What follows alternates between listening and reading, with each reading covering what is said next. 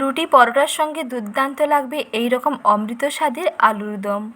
আলুর দম এইভাবে খেয়ে দেখুন, আলুগুলো একেবারে মাখনের মতো নরম হবে আর ভীষণ টেস্টি হবে। এই পদ্ধতিতে বানালে আলুগুলো মুখে দিলেই দেখবেন গলে যাবে আর ভীষণ সুস্বাদু হয়। প্রথমে আলুগুলোকে সেদ্ধ করে নিতে হবে। আলুর খোসাটাকে ছাড়িয়ে নিয়ে বেশ বড় বড় টুকরো করে কেটে নিয়েছি। তারপরে একটা পাত্রে জল এবং লবণ দিয়ে আলুগুলোকে প্রায় 5 থেকে 7 মিনিট সেদ্ধ করে নিতে হবে। তাহলে আলুগুলো 80% মতো কুক হয়ে যাবে। আর এগুলো কিন্তু ওভার কুক করা চলবে না, তাহলে কিন্তু বেশি গলে যাবে। আলুগুলোকে এখন জল থেকে ঝরিয়ে নিচ্ছি। আর এদিকে কী কী মশলা নিয়েছি দেখুন। রসুন, আদা, টমেটো, আর নিয়েছি পেঁয়াজ কুচি আর কাঁচা লঙ্কা। আর দেব গরম মশলা, তবে গরম মশলাটা একটু বেটে নিতে হবে। গোটা গরম মশলার মধ্যে 2টো এলাচ, লবঙ্গ এবং দারচিনি বেশ ভালো করে জল দিয়ে স্মুথ করে বেটে নিতে হবে। আর আদা ও রসুনটাকে দেখুন এখানে বেটে নিয়েছি। আর পেঁয়াজটা যেহেতু এখানে কুচনো দেবো, তাই পেঁয়াজটাকে এরকম কুচনো রেখেছি। আর এর মধ্যে দেব গরম মশলার বাটা, আর নিয়েছি ধনেপাতা কুচি আর কিশমিশ। এই কটি উপকরণে দারুণ সুস্বাদু একটা আলুর দম রেডি হয়ে যাবে, যা রুটি পরোটার সঙ্গে একাই 100। এইভাবে বানিয়ে দেখুন। প্রথমে কড়াইতে সর্ষের তেল ভালো করে গরম করে নিয়ে এর মধ্যে দিয়ে দিলাম একটা শুকনো লঙ্কা এবং 2টো তেজপাতা ফোড়ন। তারপরে দিচ্ছি এর মধ্যে পেঁয়াজ কুচি। ঠিক একইভাবে পেঁয়াজটাকে একটু ভেজে নেব। মিডিয়াম আঁচে পেঁয়াজটাকে একটুখানি সময় ভেজে নিতে হবে। আর পেঁয়াজ ভাজার সময় পেঁয়াজের মধ্যে অল্প একটু লবণ দিয়ে দেবেন, তাহলে দেখবেন পেঁয়াজগুলো বেশ তাড়াতাড়ি নরম হয়ে যাবে।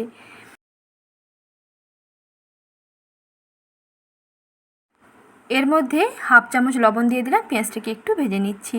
পেঁয়াজটা একটু ভাজা ভাজা হয়ে গেলে এর মধ্যে দিয়ে দিতে হবে আদা বাটা এবং রসুন বাটা। দেখুন পেঁয়াজগুলো মোটামুটি বেশ ভাজা হয়ে গেছে। এরপরে এর মধ্যে দিয়ে দিচ্ছি প্রথমে রসুন বাটা, আর রসুনটাকে কিন্তু একটু থেতো করে নিয়েছিলাম, সেই রসুন বাটা দিয়ে দিলাম। আর দিচ্ছি এর মধ্যে আদা বাটা আর কাঁচা লঙ্কা। একসঙ্গে আবারও কিছুক্ষণ কষিয়ে নেব। যতক্ষণ না আদা ও রসুনের কাঁচা গন্ধটা চলে যাচ্ছে ততক্ষণ পর্যন্ত মশলাটাকে কষাতে হবে। একটু ঢাকা চাপা দিয়ে কষিয়ে নিচ্ছি, তাহলে মশলাটা বেশ তাড়াতাড়ি কষে যাবে এবং তেলটাও দেখবেন ছেড়ে চলে আসবে। তারপরে এর মধ্যে দিচ্ছি কুচনো টমেটো। ঠিক একইভাবে মশলাটাকে বেশ খানিকক্ষণ কষিয়ে নেব। এখানে হলুদের গুঁড়ো এবং শুকনো লঙ্কার গুঁড়োটা অ্যাড করে নিচ্ছি।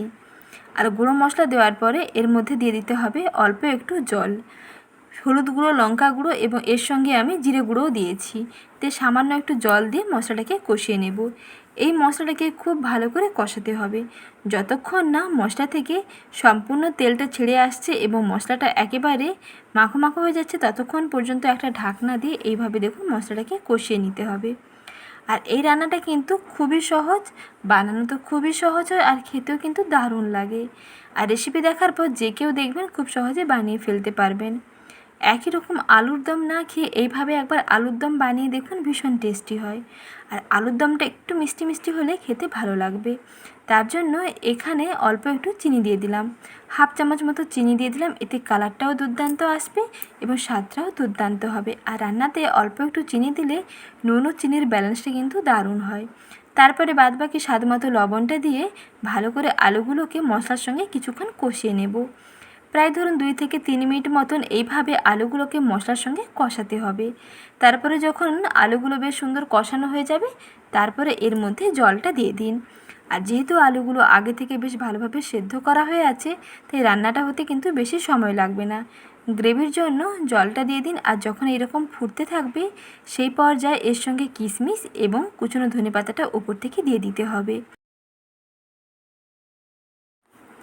আর সবশেষে গরম মশলার বাটাটাও দিয়ে দিলাম।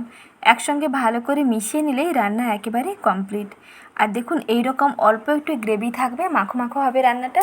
সেই পর্যায়ে গ্যাসের আঁচটাকে বন্ধ করে আরও 5 মিনিট মতো ঢাকনা দিয়ে ঢেকে স্ট্যান্ডিং টাইমে রেখে দিন। যে কোনো রান্না করে নেওয়ার পর 5 মিনিট মতন স্ট্যান্ডিং টাইমে রেখে দেবেন, তাহলে রান্নাটা বেশ ভালোভাবে সেট হয়ে যাবে।